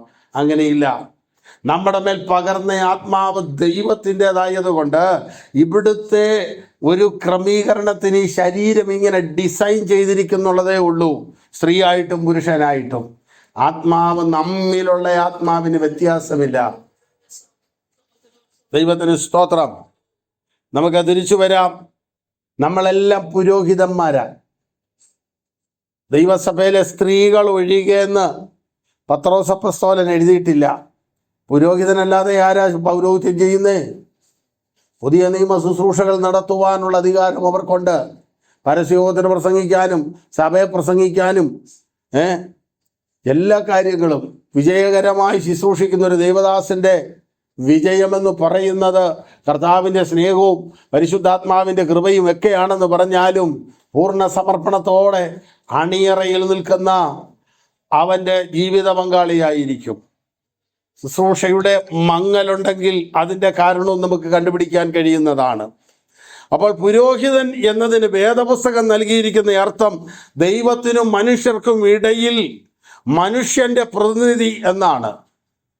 പ്രവാചകൻ എന്ന് പറയുന്ന മനുഷ്യർക്കും ദൈവത്തിനും ഇടയിൽ ദൈവത്തിൻ്റെ പ്രതിനിധി. മനുഷ്യൻ ഭാവിയായി അകന്നുപോയപ്പോൾ മനുഷ്യരുടെ ഇടയിൽ ഒരുവനെ ദൈവത്തോട് അടുത്തു വരാൻ വേണ്ടി നിശ്ചയിച്ചു. അടുത്തു വരുന്നവനാണ് പുരോഹിതൻ. പാപം ചെയ്ത് മനുഷ്യന്റെ ദൈവസന്നിധിയിലെ അകൽച്ചയ്ക്ക് ഒരു പരിഹാരം വരുത്തി അവനെ ദൈവസന്നിധിയിൽ നഷ്ടപ്പെട്ടു പോയ നിലനിൽപ്പ് മടക്കി കൊണ്ടുവരേണ്ടതിന് യാഗത്തിലൂടെയും വഴിപാടിലൂടെയും അവനെ ദൈവമുമ്പാകെ നേരോടെ നിർത്തുന്നതിന് പുരോഹിതനാണ് ഉത്തരവാദിത്തം. നമ്മെ ദൈവമുമ്പാകെ വിശുദ്ധരും നിഷ്കളങ്കരുമായി കളങ്കമറ്റവരായി ആനന്ദത്തോടെ നിർത്തുവാൻ വീഴാതെ വണ്ണം നമ്മെ സൂക്ഷിച്ച് യൂദായുടെ ലേഖനം 24 എങ്ങനെയാണ് കാണുന്നത്? ദൈവത്തിന് സ്തോത്രം. നമ്മളെ എങ്ങനെ നിർത്തണം? എഫേസ്യ ലേഖനം 5:27 കറാചുളുക്കം മാലിന്യമൊന്നുമില്ലാതെ തനിക്ക് താൻ തേജസ്സോടെ മുൻനിർത്തേണ്ടതിന് നാം അവന്റെ മുമ്പിൽ വിശുദ്ധരും നിഷ്കളങ്കരുമായി നിൽക്കേണ്ടതിന്. കൊലോസ്യ ലേഖനം 1:23. അപ്പോൾ ഇങ്ങനെ നിൽക്കുവാൻ നമ്മെ ദൈവം തൻ്റെ പുത്രനായ പുരോഹിതനിലൂടെ മാധ്യസ്ഥമണയ്ക്കത്തക്കവണ്ണം ദൈവമുമ്പാകെ നിലനിർത്തി. പാട്ടുകാരൻ പാടുന്നത് ഇങ്ങനെയാണല്ലോ, നിന്നതല്ല ദൈവം നിർത്തിയതാണ്. അപ്പോൾ യേശു ക്രിസ്തു നമ്മെ നിർത്തിയത് കൊണ്ട് ദൈവം മുമ്പാകെ നമ്മൾ നിൽക്കുക, അല്ലാതെ നിൽക്കാൻ യോഗ്യതയൊന്നുമില്ല. അങ്ങനെയെങ്കിൽ ഇന്ന് പകൽ പിതാവായ ദൈവത്തിൻ്റെ മുമ്പിൽ യേശു ക്രിസ്തു മുഖാന്തരം നിൽക്കുവാൻ ദൈവം നമ്മെ സഹായിക്കട്ടെ, ദൈവം നമ്മെ ശക്തീകരിക്കട്ടെ. നമ്മുടെ കർത്താവ് മധ്യസ്ഥനാണ്, നമ്മുടെ കർത്താവ് കാര്യസ്ഥനാണ്, നമ്മുടെ കർത്താവ് പുരോഹിതനാണ്. നമ്മുടെ കർത്താവ് നമ്മെ ദൈവത്തോട് നിരപ്പിക്കുന്നു. നമ്മുടെ കർത്താവ് ദൈവ മുമ്പാകെ നമ്മെ യഥാസ്ഥാനപ്പെടുത്തുന്നു. നമ്മുടെ കർത്താവ് പുരോഹിതനായി നിന്നുകൊണ്ട് നമ്മെ ദൈവ മുമ്പാകെ നിലനിർത്തുന്നു. കർത്താവ് നിർത്തിയത് കൊണ്ട് നാം നിന്നതാ. നാം അനുഭവിച്ച സാഹചര്യങ്ങളും കടന്നുപോയ വഴികളും ഒന്നും നമ്മെ നിർത്തുന്നതല്ലായിരുന്നിട്ടും നമ്മെ നിർത്തുവാൻ പിതാവായ ദൈവത്തിന്റെ മുമ്പിൽ ഒരു പുരോഹിതനായി യേശു നിന്നു. ആ സ്നേഹസ്വരൂപനായ കർത്താവിന്റെ കരത്തിൽ ഇന്ന് പകൽ നമ്മെ ഏൽപ്പിച്ചു കൊടുക്കാം. ഈ അനുഗ്രഹ വചനത്താൽ ദൈവമായ കർത്താവ് നമ്മെ സഹായിക്കുകയും അനുഗ്രഹിക്കുകയും ചെയ്യട്ടെ. പ്രാർത്ഥനയ്ക്കായി നമ്മുടെ തലകളെ വണക്കാം.